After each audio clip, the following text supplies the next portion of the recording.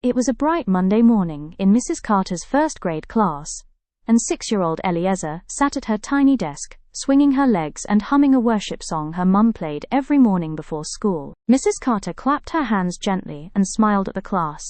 "Today," she said, writing on the board, "what makes you special? We're going to share something that makes each of us unique." Some kids looked excited. Some looked nervous. One boy was busy trying to eat his pencil. Mrs. Carter laughed softly. "Don't worry," she said. "There are no wrong answers here." She looked around the room. "Who wants to go first?" The class went quiet. Very quiet. The kind of quiet where even the classroom hamster stopped running on its wheel. Then suddenly, Eliezer's hand shot straight into the air like a rocket. Mrs. Carter blinked. "Well, Eliezer, you look very ready," she said. "Go ahead."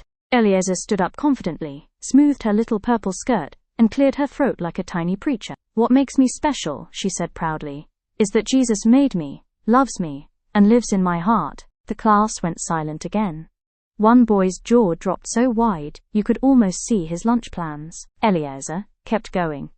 "He made my smile, my laugh, and even my curly hair that sometimes doesn't listen," she added seriously. "And because Jesus lives in me, I am never alone, even when I'm doing math." A few kids giggled. Even Mrs. Carter tried not to laugh at the math part. Eliezer placed her hands on her hips and finished boldly. "So I'm special because I belong to Jesus and he made me amazing." Mrs. Carter smiled warmly. "That was beautiful, Eliezer," she said. "Thank you for sharing." Something interesting happened next. A small hand slowly lifted in the back. It was Mateo.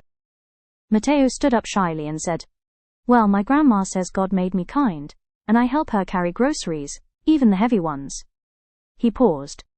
"Sometimes I eat the cookies before we get home," he admitted quietly. "But I still help." The class burst into laughter. Mrs. Carter nodded.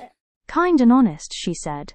"Wonderful, Mateo." Another hand popped up. It was Aminata, who always wore her lavender belt. "I'm special because God made me a good friend," she said.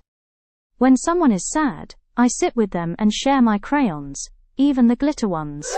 The class gasped. Everyone knew glitter crayons were serious business. Then Jordan raised his hand. "I'm special because God made me brave," he said.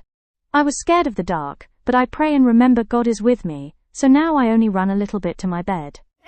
More laughter filled the room. Finally, a quiet girl named Ava slowly lifted her hand and stood up. "I think I'm special," she said softly, "because Jesus helps me forgive when people are mean even when I don't want to."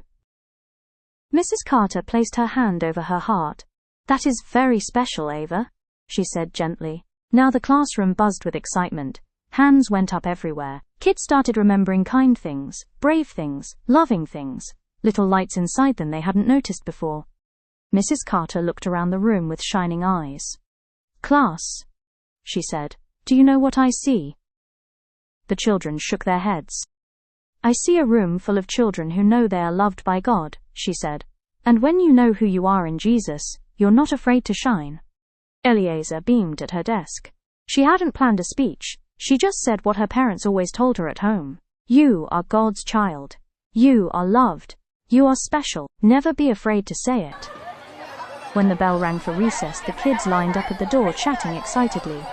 Mateo whispered to Eliezer, "Hey, can I say what you said at home today?" Eliezer grinned. "Of course," she said. "It works everywhere." As they ran outside, Mrs. Carter wrote one more sentence on the board before leaving for lunch. "When you know who you are in Jesus, you're never afraid to let the world know." And from that day on, whenever someone asked what made them special, Room 6 had plenty to say. Hi friends, thank you for watching Adventures with Eliezer.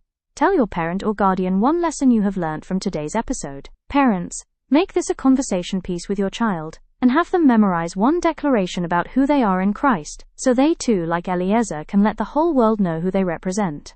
Please like, share, subscribe, and comment your favorite part of the story, and where you're watching from. Bye.